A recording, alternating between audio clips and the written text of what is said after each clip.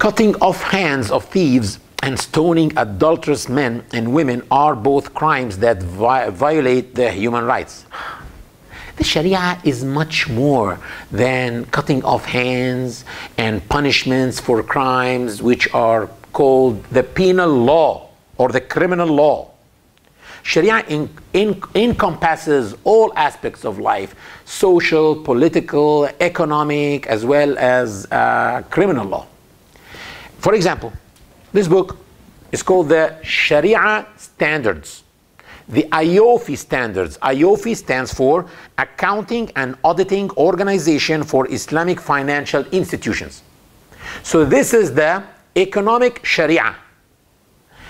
In this book, it says that the Sharia doesn't allow two things: securitization and selling loans by loans. Those two things have led to a catastrophe during the past 3 years in your country, in Europe, and in the United States of America. More than 20 million people lost their jobs because of those two things.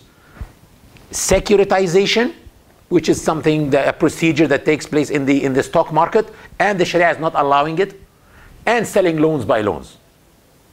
So had you been following this, you could have avoided this recession and all those people who are now standing in lines to take food stamps. 10% of the American people are standing in lines every month to take food stamps because of the devils of the Wall Street and what they are doing with their money. The Sharia didn't allow that. And for the past 40 years, we were criticized, not criticized, we were laughed at. People were laughing at Muslims that, Muslims are crazy, Muslims are nuts, they are missing a lot of interest, they are missing a lot of gains because they are not participating in securitization and in selling loans by loans. But it proved that the word of God is the wisdom, is the real wisdom. Let's talk about cutting off hands. Well, for the first while, it may seem more brutal and harsher than jailing the person for 10, 15 years. But actually, if you think about a principle which exists in every constitution, it's called the principle of a personal punishment, that the punishment should only be or should only fall on the criminal, should only fall on the perpetrator. No one else should be punished except the criminal himself. Look at the burglar or the thief who's jailed for 15 years. What happens to his wife? She's widowed, but her husband is alive. His children are orphaned, but their father is alive. So here, this long sentence in jail is not actually punishing the criminal alone. It's a punishment for many people around him. I would like you to try to go and make this survey in any jail near you in Amsterdam, and go to those who are jailed for 10 to 15 years, and you ask them, without mentioning anything about Islam or Sharia or anything, just ask them, which one would you prefer? Do you prefer that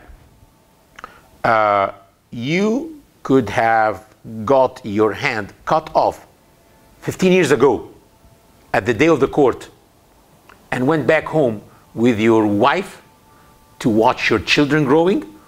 Or do you prefer that you could have, spend 15 years in jail? And come back to me and tell me, what will they say? What is the percentage of those people who will choose cutting off their hands and going back with their families? Actually, there should be no place for guilt by association. The families are judged according to, or actually are also punished because they are guilty by association. But just by being a son or being a wife of a thief, they are also punished. Talking about stoning doesn't exist in the Quran. Stoning exists in the Bible, actually. And Prophet Muhammad applied stoning on two people. And that the source in this is Muslims do respect the Sharia of those before them, which is the Jewish Sharia, the Jewish legislation. But there is also an opinion of scholars that what exists in the Quran came to abrogate the Sharia of those before us, and since it was descended, it was not applied anymore. And the opinion today of many scholars is that those who commit adultery should be flogged 100 lashes on their backs, but not stoned. Those who are applying stoning, they are applying actually an opinion which do exist in the Sharia, but it's based on the Sharia of the Jews, the Sharia of the Christians, which is the Sharia of the Jews too. But many scholars today, they say no, it's abrogated by the verse of the Quran that says that the adulterer and the adulteress should be flogged 100 lashes on their backs. The last thing actually is Western human rights or Western universal human rights are copied or taken from the Islamic law. No, we are not claiming that Westerners copied from Islam. No doubt that Westerners have their own traditions, they have their own history, they have their own experience. And they came finally with a very beautiful outcome, which is the United Nations Declaration of Human Rights. They just should not force it on other people who may have their own traditions and their own culture and their own history.